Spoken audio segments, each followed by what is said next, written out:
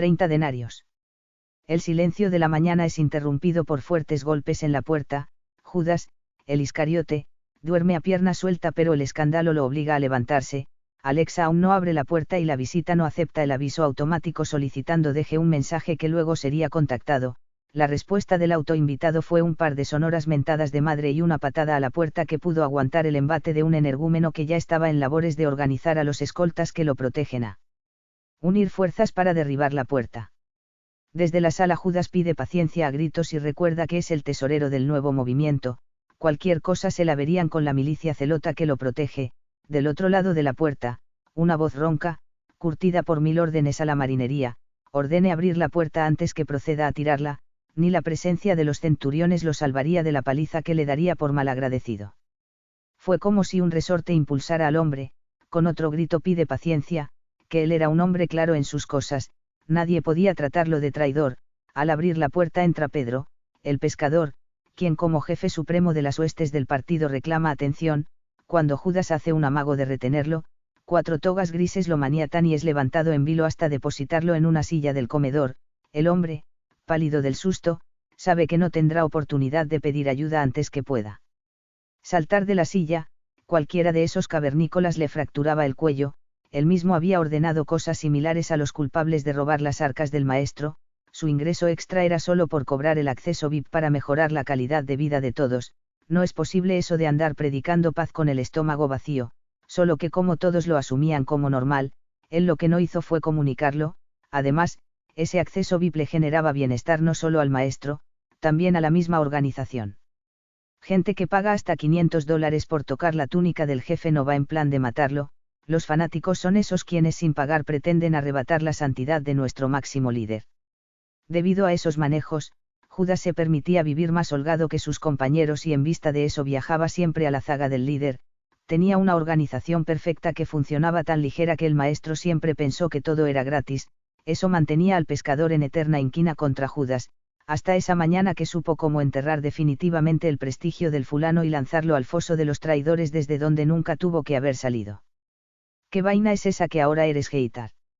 ¿Cómo carajos vas tú a acusar al maestro de malos tratos, cuando tú mismo eres un prevaricador y ladrón? ¿Cómo es eso que salgo a ver dónde vives? Porque necesito hablar contigo sobre un gravísimo asunto que he leído esta mañana en Tute. Pensaba encontrarte en un hogar a tu medida, lo que no sabía era el tipo de medidas que manejas. Vives a las faldas del monte, tienes 4 campos de olivos, 15 esclavos, 3 empleadas, según me dicen los muchachos escondes 100 barricas de vino y 3 fanegas de pescado seco. No puedo creer que te quedaras con los excedentes de la boda. Entonces es cierto lo que las lenguas viperinas dicen, que en el matrimonio solo repartieron vino a las mesas VIP. Judas responde airado que eran, administrativamente hablando, despojos que él solo recicló. No hay tal entuerto, es solamente aprovechamiento de recursos. Eso además pagaba las dietas consulares y hasta los mismos sueldos de todos los apóstoles, cuando ganasen a Israel para ellos. Cuando fuesen ministros habrían más fondos y no se quejarían tanto. Pedro enloquecido patea la mesa, parte unos jarrones y bate el Mac de Judas contra el piso, a lo que el interpelado solo puede mirar con horror y agradeciendo el iCloud se relaja.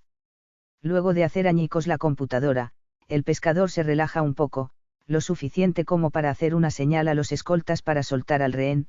Acto seguido uno de los hombres armados va en busca de agua que trae unos minutos más tarde. Judas intenta recuperar la compostura colocándose encima una bata de baño que otro de los escoltas de Pedro le lanza. Mientras este se acomoda, el pescador está encendiendo su iPhone y acto seguido abre su cuenta de Twitter donde, luego de buscar encuentra los mensajes. Eran de una cuenta fantasma a nombre de un tal @vengador anónimo, que en vez de foto de perfil tenía la imagen del águila bicéfala dejando muy claras sus creencias políticas. Allí habían unos cuantos tweets dedicados al maestro. Con una información que solo él podía tener, en ella decía cosas feas sobre el maestro y de cómo él representaba la más rancia aristocracia, un hijo de la casa de David diciéndose pobre, viva el gran Pilatos que pronto nos salvará del oscurantismo, felicidades al Sanedrín por estar pendientes de la pureza religiosa y así cientos de babosadas. Judas, sin salir de su pose de inocencia, grita que esa vaina es un bot y él no sería capaz de algo similar, cuando su reclamo pretendió agredir al pescador. Otra vez los escoltas lo maniataron para que su jefe le diera de bofetadas y así lo hizo hasta que creyó haberlo desmayado. Ante las evidencias de su inocencia el pescador no pudo más que irse, no sin antes prometer que lo tendría vigilado y que la próxima semana se haría una auditoría completa de los fondos, todo con el ánimo de suspender a Judas de sus funciones administrativas. En realidad todo era culpa de Judas. Un mes atrás, ante las negativas del maestro para asistir a las reuniones pautadas, los fondos de la casa fueron en merma directa. Un empleado del Sanedrín, oficial de las fuerzas de seguridad cuyo trabajo era vigilar de cerca el asunto religioso, se enteró del asunto y notificó a sus jefes, estos, que veían mermada su capacidad económica luego que el maestro destruyó los puestos de los cambistas, dejando a los sacerdotes sin los ingresos de los animales. Para el sacrificio así como las ganancias derivadas del cambio, como buenos comerciantes pasaron el dato a las fuerzas romanas, quienes dispusieron de 100 denarios de oro para contratar a Judas como geitar. Esa sería la asignación mensual, lo suficiente como para mantener el estilo de vida del administrador, así como un ojo vigilante sobre los diletantes barbudos y seguramente marihuanos que andaban aguando los negocios ancestrales de aquella ciudad. Todo había sido pactado de antemano, con un PC de segunda mano con un excelente servicio de VPN y cuentas de correo falsas había nacido el @vengador anónimo, vigilante de la moral y las buenas costumbres del pueblo. Redactaba según sabía el avance de los acontecimientos y dejaba un chatbot a cargo de la cuenta con todos los posteos diarios programados a medianoche, de modo tal que pudiera seguir con su vida sin que nadie sospechase de su nuevo trabajo, solo que el ego le jugó una mala pasada al postear cosas que no habían salido de la plana mayor, un desliz que el pescador captó en el aire, y si se había salvado era porque en el fondo, el pescador era excelente persona y temía causar una desgracia innecesaria. Apenas se fue el pescador con todo su equipo de seguridad, Judas se encerró en una habitación secreta donde tenía su equipo, no hizo nada, se sabía descubierto y cualquier detalle lo delataría, solo que no podía renunciar a los 100 denarios mensuales, eso sería un suicidio, puesto que el maestro ya no quería sino andar al garete. La única solución era encontrar una salida que le permitiese seguir donde estaba y además retirarse en unos años como hombre rico. Para ello necesitaba una estrategia más adecuada. La solución fue inventar una batería de tweets lo suficientemente fantasiosa como para llamar la atención del Sanedrín, y por otra parte, la detención del maestro junto con todos los apóstoles. Se armaría tal el AIOU que no solo saldría bien librado, también surgiría como un héroe cuando presentase las pruebas de la falsedad de las acusaciones. Entre muchas acusó a los apóstoles de querer legalizar el divorcio, eliminar el matrimonio religioso, impulsar la libertad de cultos así como imponer la criptoeconomía como forma de pago dentro de sus fronteras. Todo eso desató una campaña de haters en todas las redes sociales. Tan alto fue el costo que los apóstoles organizaron toda una serie de romerías que incluían entrar a la ciudad que cantaría housanas para celebrar su existencia. Los medios dirían que es una provocación y ante el escenario fácilmente todos serían detenidos. Lo esperado era que los liberasen. Solo pasaron 3 días. El miércoles por la noche el maestro fue detenido bajo acusación de incitación al odio y corrupción espiritual. Los mismos soldados dejaron ir a los apóstoles para suavizar la situación que se puso tensa. Solo la calma del maestro los liberó de sus captar salirse sin protestas tras los centuriones que lo detuvieron. Como Judas sabía lo que se cocinaba en los cuarteles del Sanedrín, alegando un problema estomacal abandona la cena 15 minutos antes que los soldados llegasen. Pedro, el pescador, tomó nota del detalle. Mientras Judas se esconde en el sótano de su casa, consciente de que fue demasiado evidente su delación, al maestro lo azotan en el palacio por orden del emperador, quien no pensaba matarlo. Es que la etiqueta de la casa implica azotar a los detenidos para que escarmentaran, solo que nadie contaba con que el Sanedrín tuviese agentes que pagaban a los esbirros a fin de castigar debidamente a los enemigos. Sin embargo se les fue la mano. Cuando se viera la estampa del pobre detenido ardería Troya. Como en efecto sucedió, luego del juicio al maestro fueron decapitados todos los oficiales implicados en el caso. A la 1 de la madrugada otra vez una docena de golpes. Esta vez no fueron tan amables, derrumbaron la puerta y buscaron por toda la casa, con tan mala suerte para Judas que encontraron el escondite. De allí lo sacaron a rastras, dejando en evidencia su culpabilidad. El PC era Windows, por lo que cualquiera podía hackear su endeble seguridad. Salieron correos, las cuentas, los extractos bancarios y hasta la cuenta Binance donde escondía sus ganancias convertidas a Bitcoin.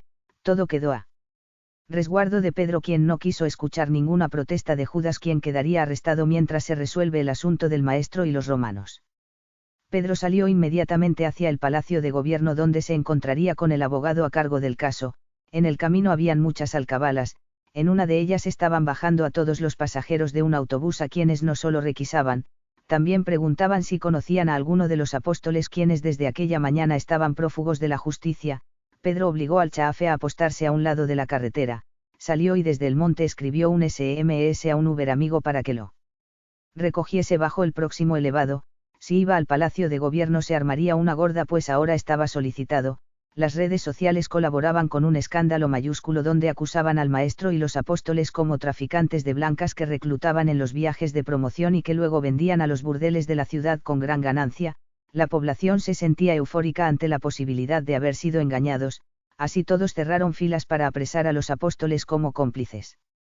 Mientras Pedro va escondido en el piso del taxi que fue a recogerlo, se encuentra con largas filas de caminantes que van camino del palacio a exigir justicia por las imaginarias víctimas del culto.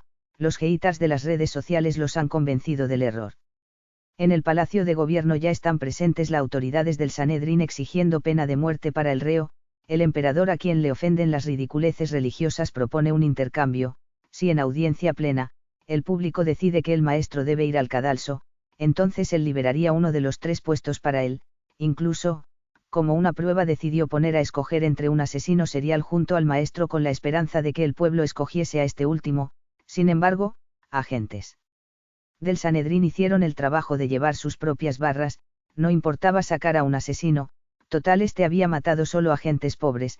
Lo importante era lograr una condena para el maestro que les era tan incómodo, lo que en efecto sucedió, obligando además al emperador a girar órdenes de detención contra 11 apóstoles, dejando sin nombrar a Judas. Cuando la noticia salió en los medios ya todos los apóstoles estaban escondidos. La pregunta era por cuál razón Judas no estaba en ningún documento. El único al tanto de todo era Pedro, quien por WhatsApp anunció que Judas era culpable y por Telegram, en un grupo secreto que recién había formado, informó a los apóstoles que debían salir de aquella ciudad antes del amanecer a fin de poner la mayor distancia posible entre el ejército y sus personas. La orden era matarlos a todos para eliminar cualquier foco infeccioso. El Sanedrín temía perder sus ventajas. En su encierro, Judas rezaba: el asunto se había salido de sus manos, las pruebas serían inadmisibles ahora que no habría quien defendiese al maestro dada la nueva circunstancia. Todos los que podrían hacer algo preferían callarse antes de ser involucrados en un escándalo sexual de tal magnitud. Aunque falso, las redes habían determinado que todos eran culpables. No importaba cuán falsa era la cosa, igual debían hacer algo aleccionador para que las masas se sintieran felices. Sin salir de su tristeza, Judas espera a Pedro de pie, sabe que debe presentar fuerza ante el enemigo. Pedro llega como una tromba y ordena a los vigilantes volver a maniatar al reo. Acto seguido saca una trenza de su sandalia y procede a estrangular al antiguo administrador de los bienes del maestro. Mientras el cuerpo se enfría, requisa todo lo de valor y transfiere los bitcoins a una billetera fría con el claro propósito de entregar eso a la viuda y a la familia del maestro. Judas fue dejado al pie de una higuera para que el demonio se lo llevase. En el bolsillo le dejaron 30 denarios, una fortuna para aquel tiempo, y desde ese entonces ha sido catalogado como el traidor más grande de la historia. Han pasado 2000 años de aquella historia, al final nadie se salvó, todos murieron de formas horrendas, todo por la avaricia de un influencer que pensó que no pasaría nada si se ganaba unos denarios para redondear la quincena. José Ramón Briceño. 30 de agosto de 2022.